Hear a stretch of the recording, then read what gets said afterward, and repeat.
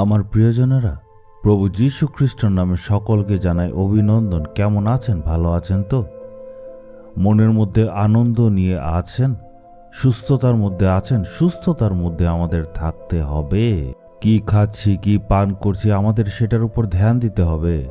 আমাদের প্রতিদিন ব্যায়াম করতে হবে। ডাক্তাররা বলে যাতে আমরা সকালবেলা হাঁটতে বেরোই। জাকার্তা, এটা হচ্ছে ইন্দোনেশিয়া দেশের রাজধানী। হয়তো আপনারা দেখছেন এখানে অনেক লোকেরা হাঁটছে। প্রত্যেকটা দিন হাজার হাজার লোকেরা এখানে সকালবেলা হাঁটে। পুরুষ, মহিলা, বয়স্ক, যুবক সবাই মিলে এখানে সকালে ওয়াকিংয়ে যায়। আপনারা তো নিশ্চয়ই দেখতে পাচ্ছেন হাজার হাজার লোকেরা কিভাবে সকালবেলা হাঁটতে বেরোয়। এখানে একটা বড় বাগান আছে। কেন আছে জানেন? এটা আছে যাতে লোকেরা এসে এখানে ব্যায়াম করতে পারে।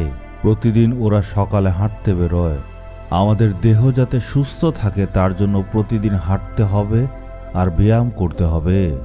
একইভাবে আমাদের আত্মাকেও আমাদের সুস্থ রাখতে হবে। এই দেহটাতে আর স্বর্গে যাবে না, এটা তো মাটিতে একদম মিলে যাবে। কিন্তু আমাদের সকলের ভেতরে যে আত্মা আছে সেটা অমর। সেই আত্মা স্বর্গে যাবে। আমাদের আত্মা যাতে সব সময় ঠিক থাকে, তখনই মনের মধ্যে আনন্দ সুখ আসবে। তখন মৃত্যু নিয়ে আমরা দুশ্চিন্তা করব না, স্বর্গ নিয়ে আমরা ভাবব। মৃত্যুর পর তো যিশুর সঙ্গে থাকব। ভেতরের মানুষটা সুস্থ থাকতে হবে। আমরা তো দেহের কত কিছু করি, আমরা মর্নিং ওয়াক করি, আমরা নানাভাবে ব্যায়াম করি, কিন্তু আমরা যদি আমাদের ভেতরের মানুষ মানে নিজের আত্মাকে সুস্থ রাখতে হয় কি করব? গীতসংগীতে 119 অধ্যায়ের 165 পদ, যারা আপনার শিক্ষাকে ভালোবাসে সেই লোকেরা প্রকৃত শান্তি খুঁজে পাবে। আত্মার মধ্যে শান্তি, সেটাই মনে আনন্দ দেয়। এই জিনিসটা আমাদের আত্মিক জীবনটাকে দেখিয়ে দেয়। শুধু মণ্ডলে গেলাম, দান দিলাম, গান করলাম, এইগুলি জিনিস দিয়ে মনে আনন্দ হয় না। যারা শিক্ষাকে ভালোবাসে তাদের মনে শান্তি হয়। আমাদের অন্তরাত্মা যাতে মজবুত হয়, নিজের অন্তরাত্মাকে মজবুত রাখার জন্য, শক্তিশালী রাখার জন্য বাইবেল থেকে বাক্যগুলিকে অধ্যয়ন করতে হবে। আর যদি প্রার্থনা করি, এ দুটো দ্বারা আমাদের অন্তর আত্মা শক্তিশালী হয়। গীতসংগীতে 1 অধ্যায়ে লেখা আছে, ধন্য সেই ব্যক্তি যে ঈশ্বরের বাক্যের উপর দিন রাত ধ্যান করে। মানুষ হাঁটতে কখন বের হয়? সূর্য মাথার উপর উঠলে তখন কি ওরা যায়? দুপুরবেলা কি ওরা যায়? না, তারা ভোরবেলা যায়। আমাদের ঠিক একইভাবে প্রতিদিন ভোরবেলা উঠে ঈশ্বর চরণে আসতে হবে। সূর্য উদয় হওয়ার আগে আসুন, ঈশ্বর চরণের সামনে আসুন। এসে আপনি প্রার্থনা করুন আর আপনি বাক্যর প্রতি ভালোভাবে অধ্যয়ন করুন। মনে রাখবেন, ঈশ্বরের সঙ্গে চলতে হবে, মানে ওয়াক উইথ জিসাস। ঈশ্বরের সাথে চলার একটা অভ্যাস আমাদের করতে হবে।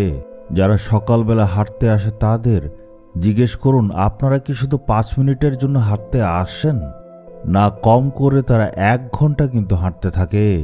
যতক্ষণ শক্তি থাকে ততক্ষণ তারা দেখবেন হাঁটতে থাকে। 5 মিনিট শুধু হাঁটে না। একইভাবে শুধু 5 মিনিট প্রার্থনা করলে আমাদের চলবে না। প্রভুর চরণে এসে আমাদের অনেকটা সময় কাটাতে হবে। প্রভুর চরণে আসতে হবে আর আরাম করে বসতে হবে।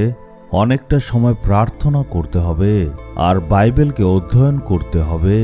এইভাবে এইসব দ্বারা শক্তি প্রাপ্ত করে যখন নিজের কাজ শুরু করবেন, তখন আপনি পরিবর্তন নিজেই দেখতে পাবেন।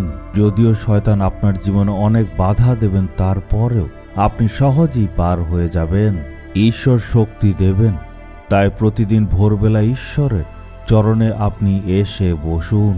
বসে আপনি মন দিয়ে প্রার্থনা করুন এবং বাক্য অধ্যয়ন করুন। তখন দেখবেন আপনি নতুন শক্তি পেয়ে যাবেন। অন্যদের জন্য আপনি প্রার্থনা করুন, অভাবীদের জন্য প্রার্থনা করুন, আপনার নিজের দেশের জন্য প্রার্থনা করুন। এইভাবে যদি আপনি প্রার্থনা আর বাক্য অধ্যয়ন দ্বারা নিজের জীবন শুরু করেন, শক্তি আপনি পাবেন। আপনার জীবনের দৌড় যেদিন শেষ করবেন, ঈশ্বরের সাথে দেখা হবে। নিজেকে আজ আপনি অর্পণ করবেন। হে পিতা ঈশ্বর, প্রতিদিন সকালে উঠে আমি যাতে প্রার্থনা করতে পারি, বাক্য পড়তে পারি, এর জন্য আপনি আমাদের অনুগ্রহ দিন। প্রার্থনা যিশুর নামে চাইলাম, আমেন, আমেন।